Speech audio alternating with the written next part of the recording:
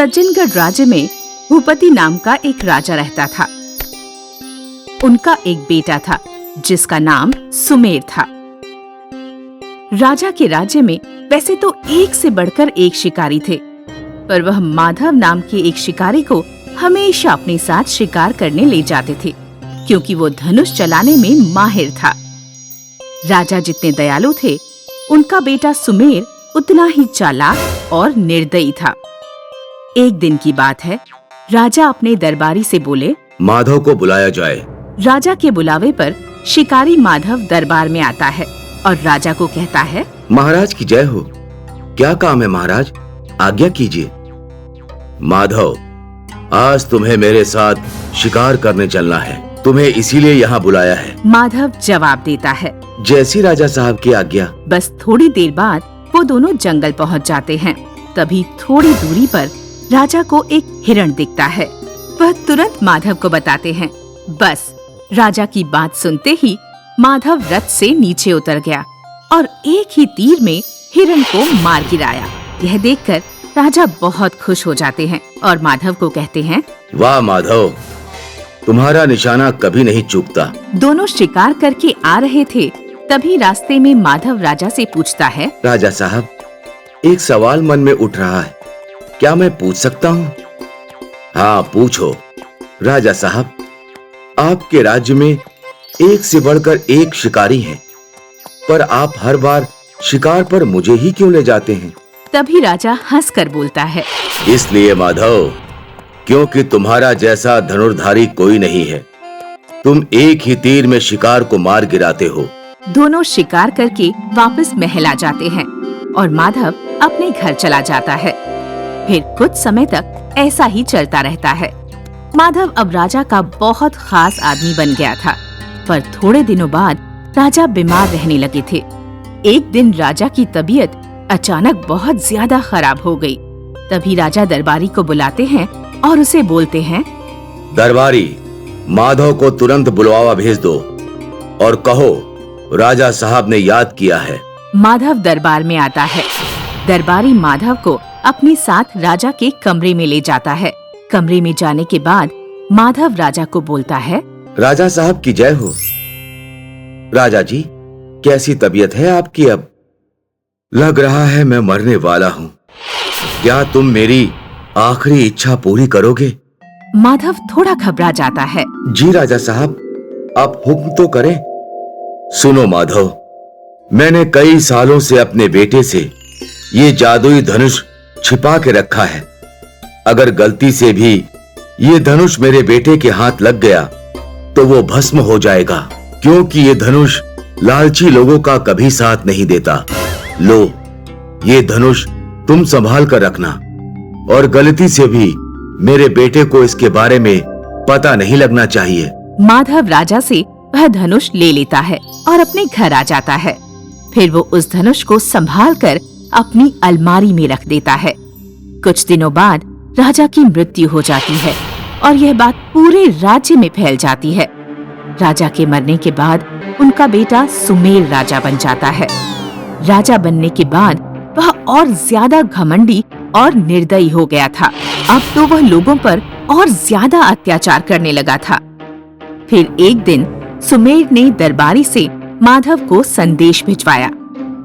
तभी माधव दरबार पहुंचता है और सुमेर माधव को बोलता है, माधव, मैं तुम्हें आज से शिकारी की नौकरी से हटाता हूँ। माधव रोते हुए उनसे कहता है, नहीं नहीं राजा जी, ऐसा मत कीजिए। मेरा घर इसी नौकरी से चलता है।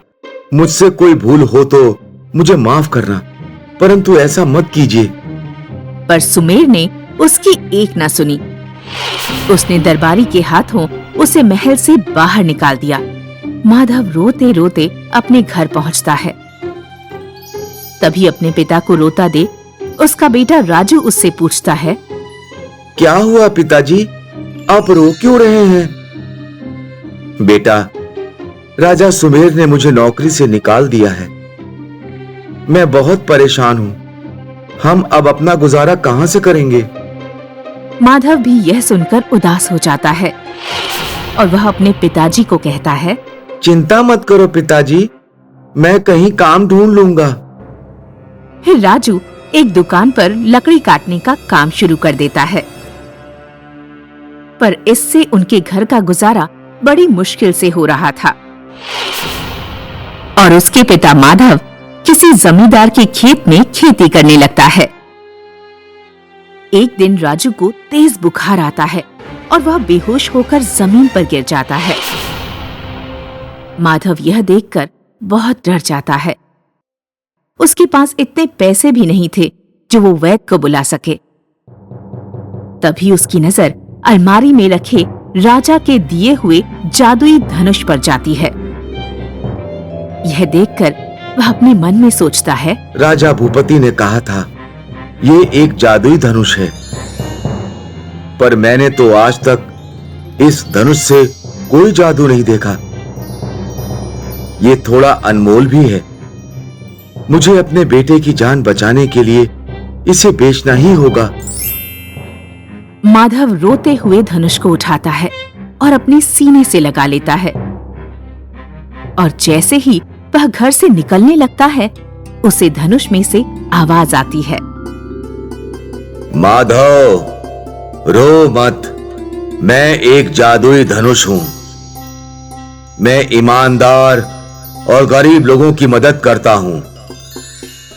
लालची इंसान का मैं कभी साथ नहीं देता। मुझे अपने बेटे से छिपा के रखा। अगर गलती से भी उसके बेटे ने मुझे छू लिया होता तो वो भस्म हो जाता। लो माधव, मैं तेरी मदद करता हूं। तभी माधव के सामने बहुत सारे पैसे आ जाते हैं। यह देखकर वो बहुत खुश होता है और वह भागा भागा जाकर वैद्य को पैसे देता है। घर आकर वैद्य माधव का इलाज करता है और कुछ दिनों में उसका बेटा ठीक भी हो जाता है। बस फिर क्या, माधव और उसका बेटा राजू उस धनुष की मदद से गांव में गरीब लोगों की मदद करने लगते हैं। यह बात राजा सुमेर के एक खबरी को पता चल जाती है और वह भागा भागा राजा से ये सारी बात बता देता है। राजा सुमेर यह सुनकर अपने मन में सोचता है, अरे वाह, इस जादुई धनुष से तो मैं और ज्यादा अमीर और बलवान हो जाऊंगा। राजा सुमेर के मन में लालच आ गया था और वह उसी दिन रात को माधव के घर में चुपके से आता है। वह धनुष को इधर उधर ढूंढने लगता है। तभी उसकी नजर अलमारी पर पड़ती है और वह जैसे ही अलमारी को खोलता है, उसे जादुई धनुष दिख जाता है। धनुष को देखकर वह बहुत खुश हो जाता है और अपने मन में सोचने लगता है, अब मैं दुनिया का सबसे अमीर आदमी बन जाऊंगा। बस फिर वो जैसे ही उस धनुष को छूता है, वह वहीं पर भस्म हो जाता है। इस तरह लालच की वजह से राजा सुमेर मर जाता है। फिर माधव और उनका बेटा राजू इसी तरह जादुई धनुष की मदद से गरीब लोगों की मदद करते रहते हैं।